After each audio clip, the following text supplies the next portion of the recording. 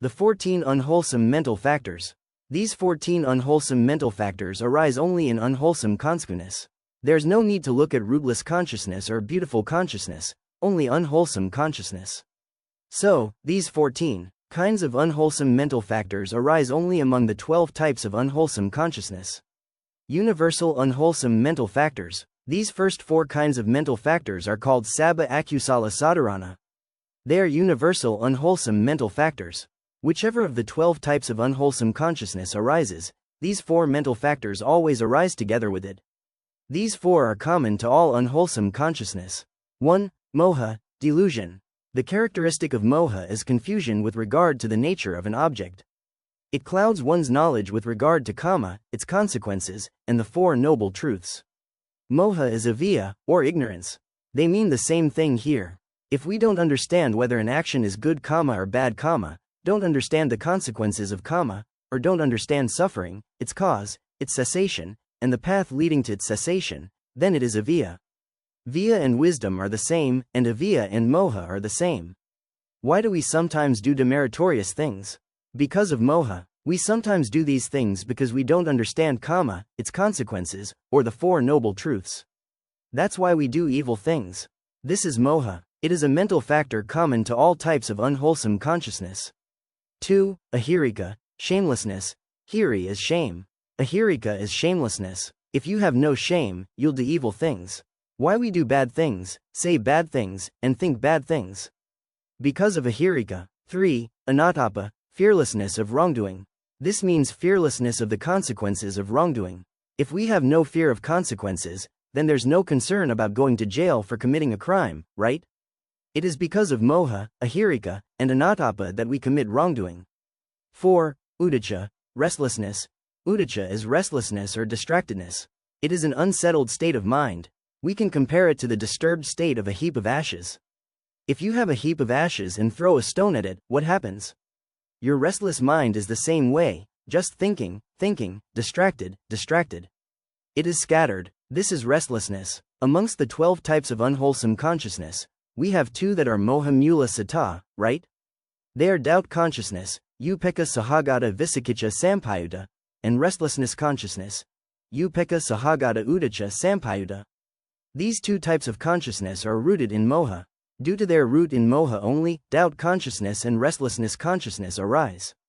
Restlessness consciousness, in particular, arises because its mental factors are associated with uddhacca. So, please note that moha, ahirika, anatapa, and uddhacca are common to all unwholesome consciousness. Whichever type of unwholesome consciousness arises, these 4 mental factors arise together with it every time. That's why we call them universal unwholesome mental factors. Now, we go to lobha. Lobha group. These next 3 unwholesome mental factors are part of lobha mula sata, or unwholesome consciousness rooted in attachment. Are you starting to see how the names of the types of consciousness are related to the mental factors with which they are associated? We just talked about moha, now we're talking about lobha, and so on. So, we name the type of consciousness according to its mental factors.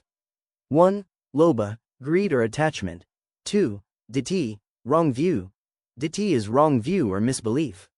It rejects what is real and views nature wrongly. When we studied unwholesome consciousness and said that something was with pleasure, with wrong view, and so on, we can now see that we were talking about a mental factor. Ditthi is associated only with the 4 types of ditthagata sampayuta sata, which we'll later talk about more. 3. Mana, conceit. Mana is conceit, pride or arrogance. It is a kind of mental defilement. What kind of thoughts does a person with mana have? They think they are superior to others. They think, I'm the best, we have a great family, we are smarter, I have better things, I'm very pretty, I'm very rich, and so on. They think less of other people. This is mana. It's not good. Even if we have wisdom, we can still have conceit. I'm very handsome, etc. This is ditthagata vipayuta unwholesome consciousness. It can still produce karma that can lead us to be reborn in the woeful states. When we practice meditation, we slowly come to understand the nature of reality. In our mind as we practice, there is no conceit, but it may still exist deeply inside. Only an arahant can completely eradicate it. A sotapanna still has it, though it's deeply inside. Regular people have more of it. We should try to be humble as we work to eradicate mana. So, these three mental factors, lobha, ditthi, and mana, arise only in lobha mula sata. The universal unwholesome mental factors always associate with every type of unwholesome consciousness, but lobha only associates with the 8 types of lobha mula sata, ditthi with the 4 types of ditthagata sampayuta sata, and mana with the 4 types of ditthagata vipayuta sata. Now, we'll talk about the dosa group. Dosa group. These 4 kinds of mental factors arise together with hatred, or domanassa sata. They are rooted in ill will, not in lobha mula sata or moha mula sata. 1. Dosa, hatred. This is anger, aversion or ill will. It is also sadness or depression. It includes guilt as well. 2. Isa, envy. This is envy or jealousy. Envying the success or prosperity of others is its chief characteristic. If someone is richer or more attractive than you, you feel jealous, right? This causes big problems in the world. 3. Makariya, miserliness. This mental factor is avarice, selfishness or stinginess. It is of 5 kinds. I. Stinginess about your dwelling. You have a nice house but don't want anyone to come over and visit.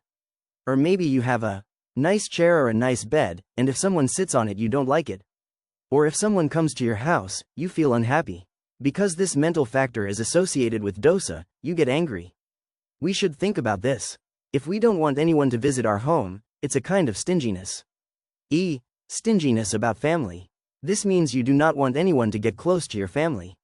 Maybe you have a good family and don't want anyone to talk to or visit any of your family members. This is a selfish person. They don't want anyone to be with their family. Not only that, but they don't want family members going to another church, another temple, or another teacher than theirs. This is unwholesome. We should understand this. If you don't want your family going places or having someone come to be with them, it is selfishness. E. Stinginess about gain. If you get something, you don't want anyone else to get the same thing. Here in Las Vegas, sometimes a casino worker will get a big tip and won't want their coworkers to get big tips too. Similarly, if you earn a lot of money in other ways, you don't want anyone else making a lot of money, you want all of it. IV. Stinginess about recognition. This is like if you are very pretty or handsome and have nice clothes but you don't want anyone else to look as good as you do. This is selfishness. It's another kind of stinginess. Or perhaps you're famous or have a great reputation about something but you don't want anyone else to have the same level of fame or reputation. Or, as another example, maybe you buy something nice and someone compliments it and asks where they can get one just like it. But you don't want to tell them. This too is stinginess. V. Stinginess about knowledge or mental achievement. Maybe you possess a lot of knowledge about something but when someone asks you to explain it to them you say you don't have time. In other words, you don't want to share your knowledge. Or maybe you're a teacher and you only share a little bit of your knowledge and withhold some of it. As another example, perhaps you know how to fix computers but won't tell anyone else how to fix theirs. These are examples of stinginess regarding knowledge. So, we have these 5 kinds of stinginess. How many do you have? All? 4. Kukuka, regret. Kukuka is remorse or worry. It pertains only to the past. It is remorse over evil that has been done, or over good things that were not done. You think about these things and have remorse. These 4 kinds of mental factors are friends of dosa because they arise together and associate with domanassa. We have 2 kinds of consciousness rooted in ill will, right? These mental factors associate with the 2 dosa mula sata. Other unwholesome mental factors. 1. Thina, sloth. This is sickness of the mind, or the shrunken state of the mind. 2. Middha, torpor. Middha is drowsiness or slumbering. When you practice meditation, you start out concentrating on your primary object of meditation, maybe on the movement of your abdomen or on your nostrils as you breathe in and out, but then you sometimes start to feel sleepy after about 30 minutes. These 2, Thina and Middha, are old friends of ours. But they are not our good friends. Their natures are similar, but Thina is sickness of the mind and Middha is the morbid state of mental factors. Even though they are our old friends, they are not our good friends.